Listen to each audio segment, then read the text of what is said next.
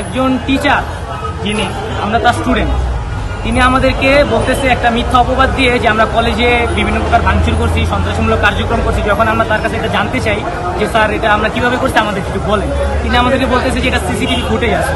তো আমরা তাকে জিজ্ঞেস করলাম যে স্যার আমাদেরকে ফুটেজটা দেখান, তো এটা দেখাতে আমরা তোমাদেরকে বাধ্য না।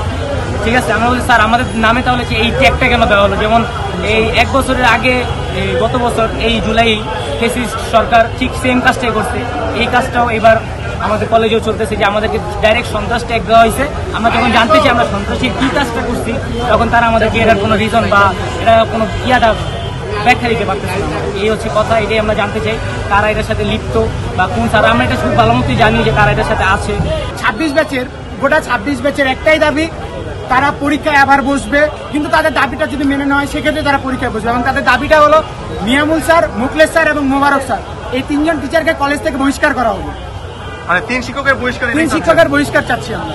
আমি না পুরো সিটি কলেজে 26 ব্যাচ, রানিং ব্যাচ এবং প্রাক্তন যে শিক্ষার্থীরা এই আন্দোলনে যোগ দিচ্ছে, সে প্রাক্তন শিক্ষার্থীরা এবং রানিং ব্যাচের একটাই দাবি, এই 3 জন টিচারের পদত্যাগ। স্যার আরেকটা কথা যে কালকে রাত্রে